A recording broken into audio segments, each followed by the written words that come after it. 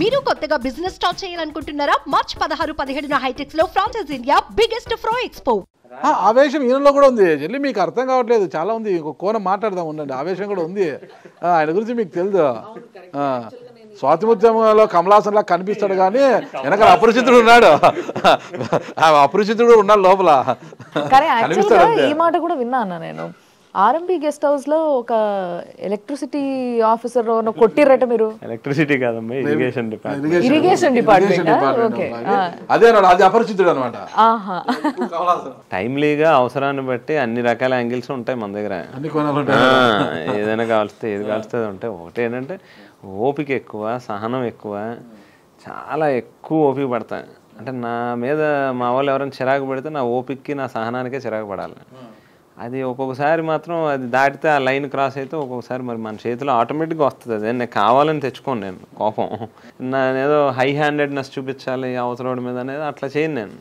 ఈ పని పూర్తి చేయకపోతే రైతులు ఇబ్బంది పడే పరిస్థితి ఉంది. అది చెయ్యాలి అని అదే పనిగా రిపీటెడ్గా చెప్తూ వచ్చాను 1-10 సార్లు. అప్పటికి ఆల్మోస్ట్ సంవత్సరంన్నర అంత అయ్యి ఉంటుందేమో ఈ పాటికి. అంటే 3.5 సంవత్సరాల పైన ఓపిక పట్టాం. ఆ సందర్భంలో ఏదో కాస్త కోపడ్డా అంతే. చాలా సహనంగా ఉంటారు, చాలా ఓపికగా ఉంటారు. ఆఫీస్లో కూడా ఎవరు వచ్చినా నింపాదిగా వింటుంటారు. ఒకే అంశాన్ని పదే పదే చెప్పినా కూడా అలాగే వింటుంటారని అయితే నేను విన్నాను. నేను అసలు ఎలాంటి బేసిక్గా ఎలాంటి విషయాల్లో కోపం ఎక్కువ వస్తుంది అన్న మీకు? ఎలాంటిదని కాదు, మా సిచ్యువేషనల్గా ఇంకా సందర్భం డిమాండ్ చేస్తే వస్తుంది. కోపం వస్తుంది. వీళ్ళు పదే పదే ప్రశ్నలు అడుగుతానని ఏం రావడం లేదు కదా, ఏం వస్తానంటుంది నాకు తెలిసి. లేదంటారా? కోపంతో కూడుకున్న నవ్వు అది. నాగరాజు గారితో రావులమ్మ గారితో కూర్చున్నప్పుడే ప్రిపేర్ అయ్యే కూర్చుంటాం. ఆ మాత్రం మసాలా జే ట్యాక్స్ లేదా ఇంకోటి అడగకపోతే అలా మీరు కూడా రియల్ ఎస్టేట్ అర్థం కాలేదు గారు. మీరు వైద్య వృత్తి చేపట్టాలనుకున్నారు, అదేదో చేపట్టలేకపోయారు. వైద్యురాలను అయితే వివాహం చేసుకున్నారు. తమ్ముడు అండి? తను కూడా పాప ఎంబీబీఎస్. ఇప్పుడు రేడియో ఆంకాలజీ చదువుతుంది తను, ఎన్ఆర్ఐ కాలేజ్ మంగళగిరి దగ్గర. తను కూడా డాక్టర్. ఇద్దరు డాక్టర్లనే వివాహం ఆడారు. అసలు నేనైతే డాక్టర్నే చేసుకోవాలని చేసుకున్నాను. నేను పూర్తి చేయలేకపోయాను కాబట్టి. అంటే మా ఫాదర్ రాజశేఖర రెడ్డి గారిని నోరు తెరిచి తన సొంతానికి అడిగిన పని ఏదైనా ఉంటే నాకు తెలుసున్న నాలెడ్జ్లో నా కొడుక్కి ఎంబీబీఎస్ సీట్ కావాలని మాత్రమే అడిగాడు ఆయన. దాన్ని ఫుల్ఫిల్ చేయలేకపోయాను. నేను చేయలేకపోయాను కాబట్టి అట్లీస్ట్ ఎంబీబీఎస్ చదివిన డాక్టర్ నేను అమ్మాయినైనా పెళ్లి చేసుకుందాం అనేది ఉద్దేశంతో చేసుకున్నాను. గణేష్ అనేది అది యాదృచ్ఛికం, అది ఏదో కావాలని కాదు. అంటే డాక్టర్ చదివిన అమ్మాయిలు చేసుకోవాలని కాదు, కానీ అమ్మాయి డాక్టర్ అయింది చేసుకున్నాడు. డాక్టర్ అని తెచ్చి ఇంట్లో హౌస్ వైఫ్లుగా పెట్టేయడమేనా, వాళ్ళు ఏమైనా నర్సింగ్ హోమ్లు పెట్టి ప్రజలకు సేవ చేసే అవకాశం ఏమైనా ఉందా? ఇప్పుడు తినొచ్చి ఏదో ఈ మెడికల్ సర్వీసెస్ చేస్తుందన్న. ఎవరైనా ఏదైనా నాకు రెగ్యులర్గా కనీసం అంటే 20-25 నెంబర్ ఆఫ్ పేషెంట్స్ ఉంటారు రెగ్యులర్గా. ఎవరో ఒకరు ఏదో ఒక మెడికల్ హెల్ప్ కావాల్సినటువంటి వాళ్ళు. పూర్వం అంతా నేనే చూసుకునేవాడిని. అంటే అమ్మ చూసేవారు రెగ్యులర్గా. Almost weekly 2 or 3 Rajahmundry government హాస్పిటల్కి కానీ మిగతా హాస్పిటల్స్ కానీ తిరుగుతూ ఉండేవారు. నాకు కూడా కొంచెం ఏజ్ అది పెద్దదవుతుంది. ఈవెన్ నెంబర్ కూడా బాగా పెరిగింది, మనకి వచ్చే మెడికల్ గ్రీవెన్సెస్ బాగా పెరిగింది. అందు గురించి తిని మధ్యకాలంలో తను చూస్తూ ఉందా మెడికల్ ఇదంతా. అసలు మీకు ఎంపీ మార్గాన్ భరత్ రామ్ గారికి ఉన్న గ్యాప్ ఏంటి అసలుకి? మళ్ళీ అందులోకి వెళ్తే స్టోరీ మనకి ఎక్కడెక్కడ. ఇటీవల బాయ్ అనుకున్నారంట కదా, అలాయ్ బలాయ్ చెప్పుకున్నారంట. నేనే వెళ్ళాను, నా అంతటి నేనే స్వచ్ఛందంగా పార్టీ ఇంట్రెస్ట్లో నన్ను జిల్లా పార్టీ అధ్యక్షుడిగా ప్రకటించినప్పుడు నేను 10 మందికి చెప్పాలి అని అన్నప్పుడు నేను ఆదర్శంగా కనిపించాలి కదా. అంతే తప్పితే నేను పోయి మీ ఇద్దరు కలవండి అని చెబుతూ నేను మాత్రం తగులాడతానంటే కుదరదు కదా అని చెప్పి నా అంతటి నేనే వెళ్ళా. నా అంతటి నాకే బేడీలు వేసుకున్నాను నేను అందు గురించి. ఓకే, భవిష్యత్తులో జక్కంపూడి ఫ్యామిలీ మళ్ళీ రాజమండ్రికి షిఫ్ట్ అయ్యే అవకాశం ఏమైనా ఉందా? ఖచ్చితంగా ఈ ఎన్నికల్లో జక్కంపూడి ఫ్యామిలీ సహకరించదేమో మార్గాన్ భరత్ అనే ఉద్దేశంతోనే. చెల్లిపోయిన వేణు అయితే గిన కొంతవరకు లాభిస్తుందనే ఉద్దేశం. చెల్లిపోయిన వేణు జక్కంపూడి రామ్మోహన్ గారు శిష్యుడే కాబట్టి ఆయన తెచ్చి రూరల్ అకామిడేట్ చేయడంలో ఆయనకు సపోర్ట్ చేస్తే అది కొంత ఆ గాలి మార్గాన్ భరత్కి కూడా వీస్తుంది జక్కంపూడి ఫ్యామిలీది. అందుకే చెల్లిపోయిన వేణుగోపాల్ని పార్టీ అక్కడ తెచ్చిపెట్టింది అంటున్నారు. సో వేణుగారు కూడా ఒక రకంగా చెప్పాలని అంటే పూర్తిగా నాన్నగారి ప్రోడక్ట్ అనే చెప్పాలి. ఆయన కూడా అదే పనిగా ప్రతి వేదిక మీద చెప్తూ ఉంటాడు.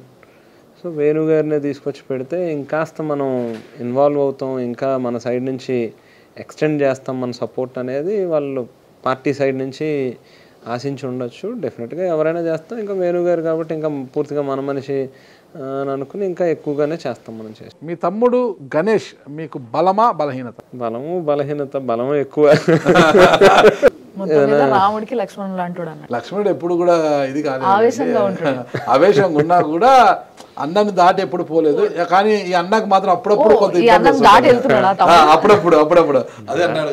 దాటేం కాదులే అన్న, దాటని కాదు, అది ఒక అండర్స్టాండింగ్తోనే ఉంటుంది. ఒక్కొక్కసారి కొంచెం ఇంకా అంటే కొంచెం రోజులు గడిచే కొద్దీ తనకు కూడా ఇంకా అనుభవం పెరుగుతుంది. ఆటోమేటిక్గా కొంచెం దెబ్బలు తగిలే కొద్దీ కొంచెం తను కూడా రాటు తేరుతాడు అంతే. ఓకే, బత్తుల బలరామకృష్ణ మీ ప్రత్యర్థి కదా, ఆయన కన్నా మీకు ఎక్కువగా రాజకీయంగా కలిసి వచ్చే అంశాలు ఏమున్నాయంటారు? మీరే ఇందాక మొదలు పెడితే అన్నారు జక్కంపూడి అనేది ఒక బ్రాండ్, దాంట్లో నో డౌట్. సో ఈవెన్ కాపు సామాజిక వర్గంలో చూసుకున్నా కూడా కంపారిజన్ అనేది వస్తుంది. ఇద్దరికి కొలబద్ద వేసినప్పుడు ఆటోమేటిక్గా డిఫరెన్స్ అనేది స్పష్టంగా కనిపిస్తుంది. సేమ్ టైము వేళ మా మీద ఒక కాన్ఫిడెన్స్ కానీ ఒక ట్రస్ట్ కానీ లేకపోతే మేము పనిచేసిన తీరు, జనరల్గా అపోజిషన్ ఉన్నప్పుడు అందరం కూడా మనకి పదవులు కావాలని పదవి వ్యామోహంతో ఏదో తిరుగుతూ ఉండొచ్చు. మనం గెలిచిన తర్వాత కూడా మనం కాన్స్టెంట్గా ప్రజలతో టచ్లో ఉండడం, ప్రజల్లో ఒక విశ్వాసాన్ని నమ్మకాన్ని సంపాదించడం అనేది అదేదో కేవలం ఒక మాటలతోనో లేదా 4 స్పీచ్లతోనో 4 బ్యానర్లు కడితేనో సోషల్ మీడియాలో 4 పోస్టులు పెడితేనో రాదు. నమ్మకం విశ్వాసం అనేది సంపాదించాలంటే చాలా సంవత్సరాలు పడుతుంది. ప్రజల దగ్గర నుంచి ఆ నమ్మకాన్ని అనేది సంపాదించగలిగాం కాబట్టే కొనసాగుతుంది. సో అది డెఫినెట్గా మాకు అడ్వాంటేజ్ అవుతుంది. అవతల వ్యక్తికి వచ్చేసరికి చూస్తే కొంతమంది ఏమో వాళ్ళ తండ్రి గారేమో చిట్ ఫండ్ బిజినెస్ నడిపేవాడని, ఆ తర్వాత అది ఎత్తేసి చాలామందికి టోపీలు పెట్టాడని, ఐపీలు పెట్టాడని, ఆ తర్వాత ఈయన కూడా వచ్చి రాజమండ్రి 1 టౌన్ పోలీస్ స్టేషన్లో 2007లో కేసు రిజిస్టర్ అయ్యి ఉంది.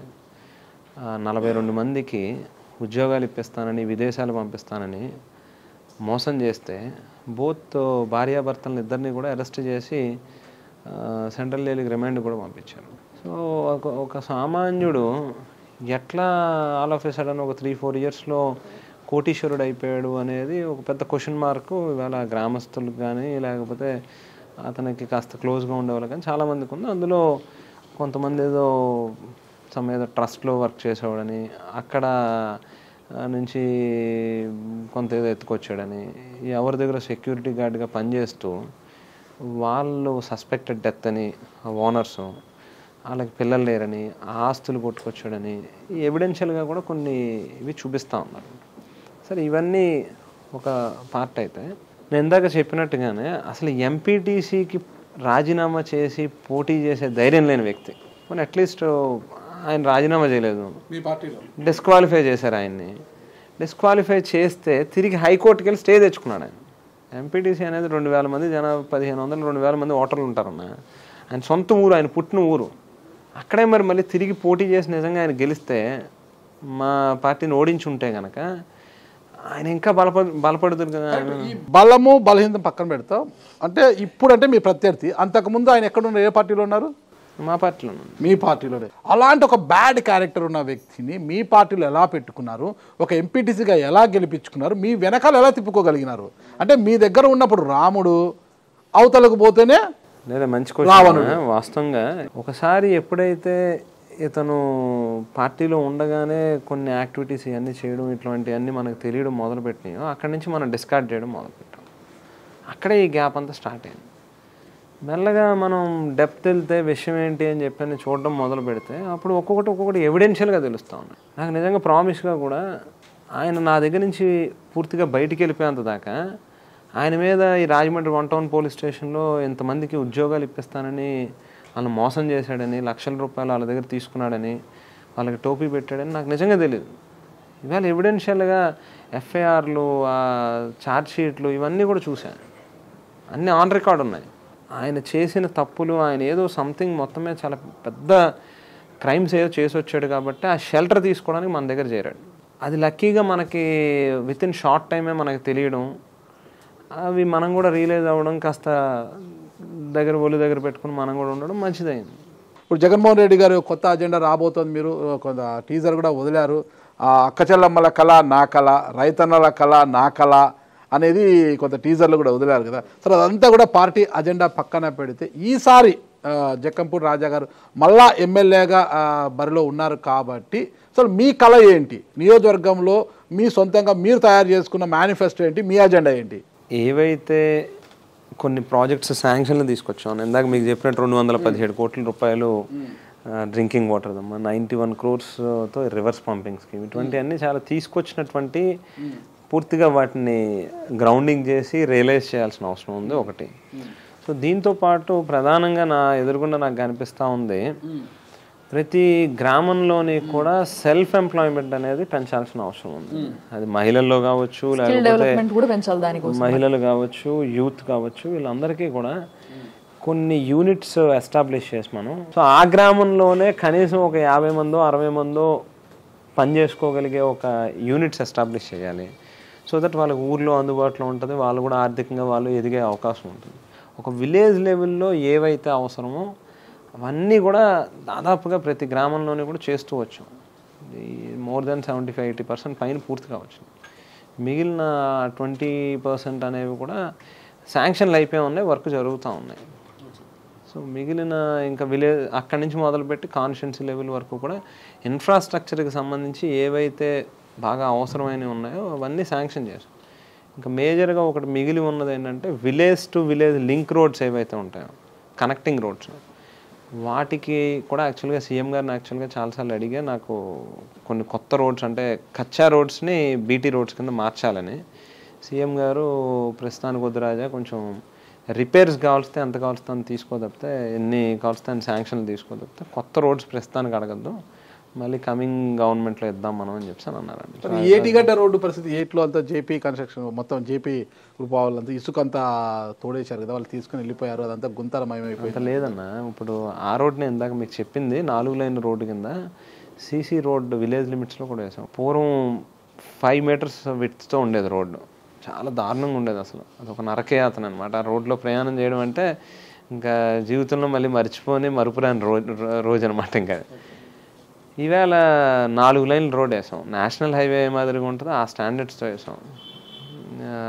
బ్రహ్మాండంగా ఉంది ఇప్పుడు ఆ రోడ్. సేమ్ టైమ్ జేపీ అన్నారు కదా, అది కూడా పూర్వం మాదిరిగా, పూర్వం అయితే తెలుగుదేశం గవర్నమెంట్లో రోజుకి 2000 నుంచి 2500 లారీలు ట్రాన్స్పోర్ట్ జరిగేది. ఈవేళ మ్యాక్సిమం అంటే 200-250, చాలా ఎక్కువ అంటే 300 లారీలు, అంతకు మించి జరగట్లేదు. ఓకే, ఇక ఎన్నికలు అంతా కూడా 40 days ఉన్నాయి. ఈ సందర్భంగా ఒక సిట్టింగ్ ఎమ్మెల్యేగా ఉన్నవారు మళ్ళీ బరిలో ఉన్నారు కదా, రాజానగరం నియోజకవర్గ ప్రజలకు ఏం పిలుపునివ్వబోతున్నారు? అసలు పనిచేసే వాళ్ళని ప్రోత్సహించండి.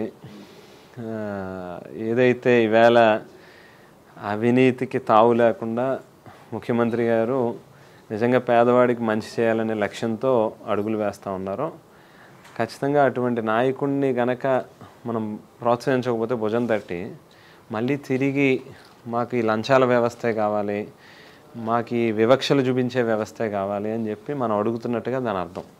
అందు గురించి దయచేసి ప్రజలకి మంచి చేసే నాయకుడు ఎవరో వాళ్ళని భుజం తట్టి ప్రోత్సహించమని మాత్రం విజ్ఞప్తి చేస్తాను. ఓకే, థ్యాంక్ యూ అండి. ఏ ఆయుధం ఎప్పుడు ఉపయోగించాలో బాగా తెలిసిన రాజా గారు మరొకసారి ఎమ్మెల్యేగా అసెంబ్లీలోకి అడుగు పెట్టాలని కోరుకుంటున్నామండి. థ్యాంక్ యూ అండి, నమస్తే. Thank you sir, thank you so much. Suman టీవీలో మీ పర్సనల్ అండ్ బిజినెస్ ప్రమోషన్స్ కోసం కింది నెంబర్కి కాంటాక్ట్ చేయండి.